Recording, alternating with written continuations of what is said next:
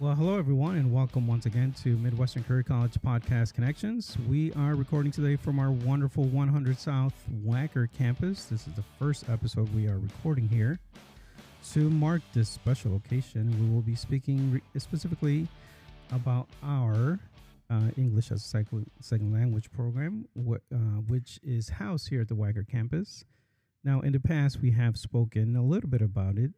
We spoke to Ben LaPrice, who is our director, and we also spoke to Geovanny Martinez and Ryan a little bit about English as a second language. Today, we are speaking with our distinguished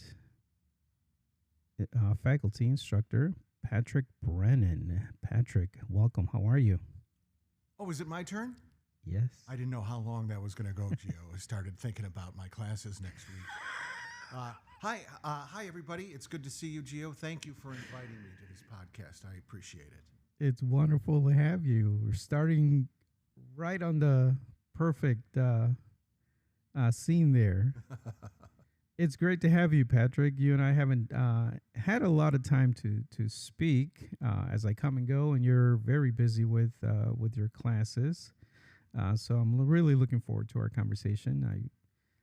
Like I said, I always like speaking with our faculty and see what they're like, what they do. In a previous life, I was a teacher myself. I am teacher certified. I don't think my certificate is active anymore.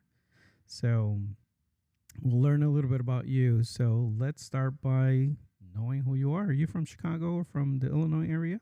I'm a suburban kid. I was born in Elmhurst and lived in Illinois most of my life, save about 2 years when I was 7 years old. I grew up in Glen Ellen, a western suburb, and went to Glenbard High School, which is a really cool castle, Glenbard West. And then I went to Northern Illinois University and University of Illinois. So I even stayed in in college. I was in Illinois. Then I moved back to Chicago in '93, and that means that I'm getting kind of old there, Gio. And so I spent about 23 years living in Chicago, and that's at the tail end of that. At the end of those 23 years is when I started teaching, as a matter of fact, and now I'm back out in Glen Ellen right now in the house that I grew up in. Really? Yeah, and it's lovely. It's really lovely to be out there. I take the Metra in. I don't know how interesting this is for anybody, but it's great to take the Metra in. It's not a commercial for Metra, but you get a seat. Yes. Okay. This school is 2 blocks from Ogilvie Station. It is, yes. So it's really, really nice. Well, it's 1 block from Union Station. Yeah, exactly. Not even a block, just across the bridge. Right. That's great. You started teaching when? I started teaching in August of 2013. That's when I started teaching ESL. Really? In a previous life, I was in the financial industry, but I don't know anything about numbers. I was in something called the purchasing card program, where we would approach companies and school districts and get them to stop using paper purchase orders to buy their supplies and start using credit cards, which was a kind of a big thing in the 90s, getting to automated electronic payments as opposed to processing all that paperwork. Yeah.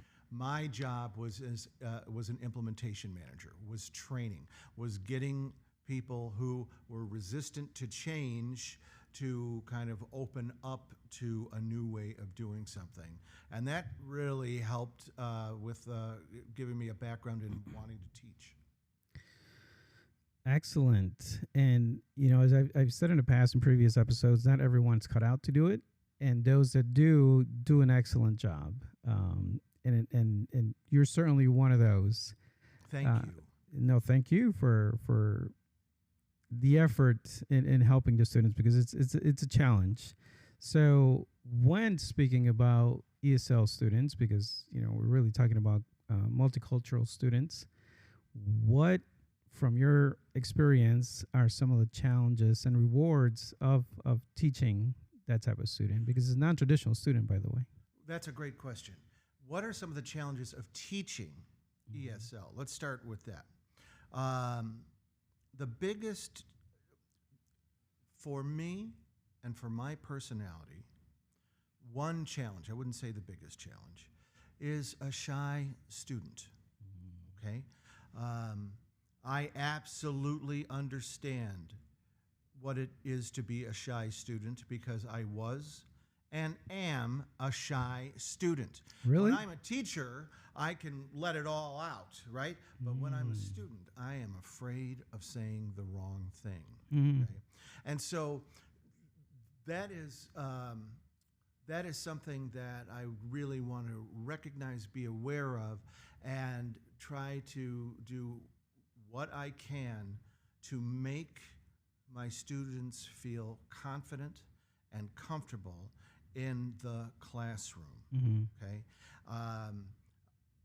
I always say that no one will make more mistakes than I will. Okay, whether it's pronouncing names for the first couple of weeks, to speaking a little too fast about a grammar point, and all of a sudden I'm talking about something that has nothing to do with the lesson, and I'm getting excited, and I'm talking faster, and nobody can understand what I'm saying, and so that I need to slow down. And so I try to exhibit these kind of behaviors to let them know that in our classroom, this is our space, and we must make as many mistakes as possible. And the other thing, so that's the challenge. We'll talk about that other stuff later. Is that good? Yes. Okay. The reward is when the shy student starts participating. Of course. You know, I mean, there's nothing better than seeing, than building and participating in a community that is the classroom. Wonderful. And our program, which we didn't mention prior to getting into our discussion about rewards and challenges, has different levels, correct? That's right. That's right. We have a how do we want to say this? I don't want to say a basic ESL program, but we have a program that aligns with what they call the CEFR, which are the different levels that when you place into the school. It ranges from A1 to C2, and what that equates with the levels that we teach are beginner classes are A1, high beginner A2, low intermediate B1, intermediate B2, high intermediate C1, and advanced C2. Okay. 6 levels. But beyond that, we have post-advanced classes. We have a professional English track. We have an English for academic purposes track. So in the professional English track, there might be a class, English Skills for Success, or business writing. On the English for academic purposes track, IELTS test preparation or TOEFL preparation, as well as, let me just take a look at the other cool classes that we have. Academic writing from sources, which sounds so painful, but if you're going to go on to a graduate level educational facility, you're going to have to do that. So getting the pain out of the way and learning the shortcuts to do that is something that we provide. Now, on top of that, for our ESL program, I hope I'm not going too long, right? But we also have started, last year we started an English for Healthcare program. This is a wonderful bridge into the medical training classes that MCC offers. And what this program focuses on are the everyday language that someone working in the healthcare industry might need in order to communicate with patients as well as doctors and nurses, just to kind of, again, feel more confident and comfortable in that situation in order to navigate the communication successfully and feel successful in doing it. Right. Great. Thank you for that. Now, One of the things that I've noticed about our students is we have a lot of students that are professionals that come obviously from a different country that want to Yes. come and study here. And yet, even as professionals, they tend to be, as you spoke about earlier, a little shy or intimidated even when being in a group trying to learn a different language. How do you, as students, begin to live in a different culture and different world? Um, How do you help them get over that fear? Sure. So you're talking about, a student who is a professional and who is confident in their field. And when they are in their field, it's like me in front of the classroom, I can let it all out. But if I'm in another type of situation, I'll just kind of ball up, right, and observe what's going on behind me and not participate as fully as I can. Well, this is not seemingly, this is multiplied by 100 when you are in an immersive situation learning a new language. Every situation is one where you can potentially not feel so confident. Ordering a drink at Starbucks, for example. I've done this. Have you done this? Uh, y- you know, uh, that feeling that you have, like, let's say that you want to pay with exact change for whatever reason, Mm-hmm. and you're counting the change, okay? And then you start feeling there's a line of people behind me waiting for me to get the money correct, right? And that pressure that you feel like you're taking up other people's time. That's what it's like when you're learning a new language. I want to order I want to order the grande latte with foam, but I don't know what those words are, so Right. I'll just get a regular coffee, please. Yes, exactly. Right? Happens all the time. This also, and I want to come back to the Starbucks metaphor in a second, but I also want to talk about pronunciation. I want to talk about just simply pronouncing words and some of the obstacles that some people get when they're trying to pronounce. Let's talk about this. Um, ed endings, Mhm. endings on past tense verbs like Mhm. work, worked. Okay, there are some students who have a challenge with that, and what I might suggest that they do, right? They would just say worked, okay, or try to force it. It's not worked; it's worked. So what do you do, right? If you remember that in your head, feel free to pause between the two sounds. Worked, right? Or I say, pretend that you have a cold, and you know how you have a cold? Now say worked, right? Really get the duh out there. Yeah. But that pause, that second, okay, worked, okay, feels like you're wasting someone's time, and you're not. You're not wasting anybody's time. It's only a half a second to say that. So breathe in, take a moment to say the word the way that you want to say the word. Now let's go back to Starbucks. At Starbucks, why don't you say, I am a student. I'm still learning the language. Mm-hmm. Can you help me say this? I want a drink with white stuff on it. Foam, yes, foam. Could I get that with foam? Ask for help. Your original question to me was, what do you suggest for Mm-hmm. someone who doesn't want to, is having trouble reaching a little bit, just reaching out, okay? Mm-hmm. And it is close your eyes and do it. Because I believe that people want to help. And when you ask them, hey, can you help me say this? Or I'm not sure if I'm saying it right, so I appreciate your patience. Mm-hmm. I think when we do that for other people, we're giving them a gift. Yep. And that gift is they got to help somebody today. And they're going to feel better about themselves because they just did one thing, right, that made somebody else feel good. I think that's how we are built, and I have faith in the majority of human beings that that's how they'll react.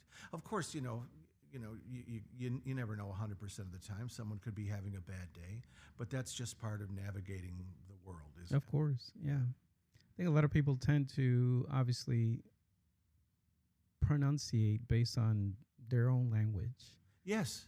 And that's very interesting, and it goes both ways. Like if I'm trying to learn a different language, I think about it first in English, and then okay, then later on, oh, how does it sound in whatever language I'm trying to learn? One of the things that makes a teacher successful, and I'm a teacher coach. I used to be a coach as well. Oh, that's great. Is the student teacher, athlete coach relationship. How do you build that, so that your students are successful, your class is successful? What are some suggestions on that? So for other teachers, in order to build a relationship with your class, I think that a really important thing is be confident, but be vulnerable. Mm-hmm. Be vulnerable. We don't have to have every answer in every classroom situation. It's just not possible. And so when I started teaching, certainly I felt like I needed to have that. And when I didn't have the answer, I grew nervous, Mm-hmm. I grew insecure and unsure of myself. And I think that radiated to the students. Mm-hmm. Okay? I think that radiated to the students. I like to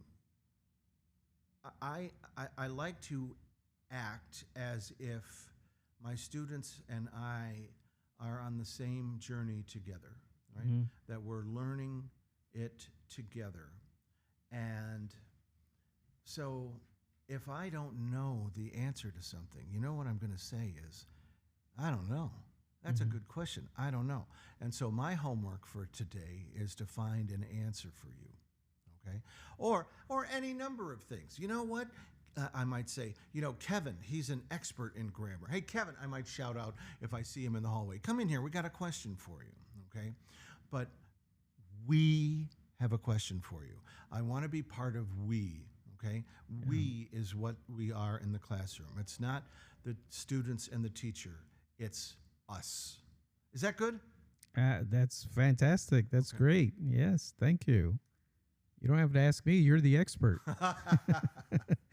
What is the student to teacher ratio here with us? Well, I think the average is, I want to say, our goal, okay, is Mhm. between 15 and 18 students per teacher. Okay. Yeah. It's important to have a big class in an ESL situation Mhm. because we want to have a 70% student talk to 30% teacher talk ratio. It's much more important for students to communicate with each other, to come up with answers and solutions and statements and questions together, rather than to receive them from the teacher. Mhm. The teacher's role at MCC ESL program is to facilitate communication between the students. And that reminds me, we were talking about challenges, okay? This isn't necessarily a teaching challenge, but it's a classroom challenge. And we really want our students to speak English in the classroom with each other for two very important reasons, okay? The first is because that's what you came here for. You came here to get that much closer to fluency. Therefore, okay, you don't need to be fluent in the room. We talked about that. That's the first important reason. The second important reason is if you and I, Gio, are speaking English, if you and I are speaking one language Mhm. and we're having a fine, fluent conversation, but there's a student from another country who doesn't know the language we're speaking over here, we are blocking that student. We're blocking that student, and that student will feel left out. So that brings us back to the we, okay? So it's not a challenge, but it's important for our teachers to promote this, right, and be consistent about that when we're in the classroom. when we're in the classroom, I think, and it's not a matter of English only, please. Like, we're not going to do that. But Right. but we want to explain this is why. This is why we want to do it. Absolutely. How did you stumble upon teaching? What interests you in teaching ESL? Stumble is a perfect word. Stumble is a perfect word. It's because I knew a guy who knew a guy. Okay, and that basically means someone came to me and introduced the idea to me back in August. And I remember August of 2013 because it really changed my life.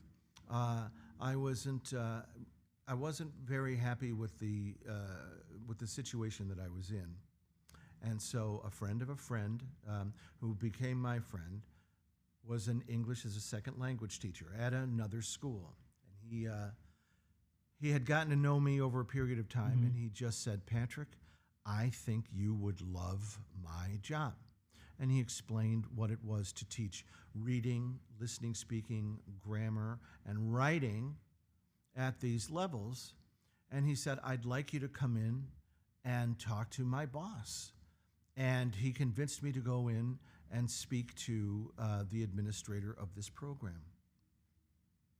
I remember sitting kind of like I am right now, right? My hands folded, and the administrator was great, and we made an agreement. I said, she said, I remember she said, "Do you think you can do this?" And I said, "Do you?" Right? Mm-hmm. I think that I would be more comfortable if I could observe a teacher, because I'm coming in cold, right? Right. Now, Gio, like I am in progress of receiving my master's degree in teaching English as a second language. Oh, wow. Okay, it's my number one passion in life. Whereas training and everything, getting back to that interview, I really, didn't know what I didn't know. Mm-hmm. So may I sit in on a class? Absolutely. This was on a Thursday, Gio. This is on a Thursday. So Mike, my friend, okay, called me a couple hours later, and I remember his voice. "Hey, Pat, it's Mike. Congratulations. We'd like you to be a teacher with us. That's the good news. The bad news is we need you to start on Monday because a teacher just had to leave the country." And I was just like, "What?" He goes, "I'll be over." It was in the middle of a term. And so he said, "I'm going to bring you the books, and we're going to talk about 4 different books: reading, grammar, listening, speaking, writing in the middle." And so I sat down with Mike, and Mike told me, I have no idea what he told me. It was all a blur, right? Yeah.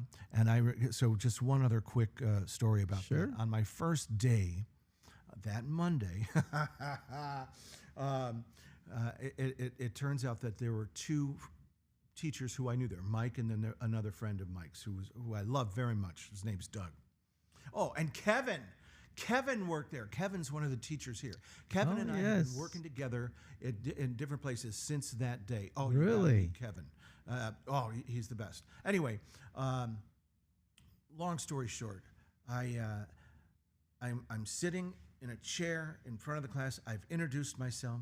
I explain that the other teacher has gone, and I am alone right there. I'm just sitting looking at 15 students.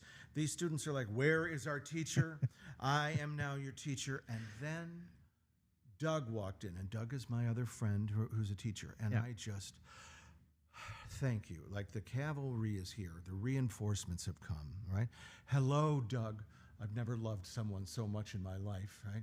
And Doug says, "Hello, Patrick. I just need to borrow a marker." And he took a marker and then walked out the door, leaving me alone with that class again. I thought he was going to help me teach. Didn't happen that way. Nice. Anyway, so that was my first day of teaching, and I've been in love with it ever since. That's a great story. I think if we would have had Kevin here, this podcast would probably be, or this episode would probably be an hour. Yes. Patrick, to finish up, it's great, to learn your journey to getting into teaching, and obviously you're in a different stage of your career now. What would be some advice you would give someone starting a new instructor in these, trying to teach ESL program, much like you decided at some point to start? That's a great question. So what advice might I have for someone who's beginning their journey as an ESL instructor? Right, who wants to, right? Yes, who wants to try their luck at teaching? That's a great question. And what I would say to them is this. The most important thing that I think you can communicate to your students is the thing I'm about to tell you. To be a successful ESL instructor, okay, it's very simple. Love your students. Love them, right? And if you just decide, because you can't decide to love, right? Mm-hmm. You're not falling in love. You're just choosing to love these wonderful people. And if you kind of surrender that, then everything else will fall into place. I don't mean to say that it's that easy, but it's going to make it easier for you to make them feel comfortable and confident in the classroom Mm-hmm. with you. And the thing that you want to communicate to them is this. I, as a teacher, understand you. When you speak, I understand what you're saying. When you send me an email, I understand it. You are an English speaker, and that's what I want you to call yourself from now on. You're not a student, although you are. You're a speaker, Mm-hmm. and you are here because you want to be able to say exactly what you want to say in the way that you want to say it. And that's all that grammar is. Grammar is just a tool to help you say exactly what you want to say, the way that you want to say it. So if you can communicate that you already understand them, Mm-hmm. okay, and love them, then you are going to be rewarded as an ESL instructor. Absolutely, I love that. I think that the key is care about what you're doing. If you don't, you're not going to be successful. Yeah. It's as simple as that. Patrick, what a treat! It's been truly a treat to listen to you. Thank you for doing it. It's my pleasure, Gio. Thank you for this opportunity. Thank you. Trust me, I've learned a lot just by listening and looking at you. So thank you. So with that, we've come to the end of the episode. Any last parting words, Patrick? Just if it's cold, put on a sweater. If it's raining, bring your umbrella. No truer words have been spoken. Thank you. You're welcome. All right, everyone. Thank you for listening, and we'll speak to you on the next episode.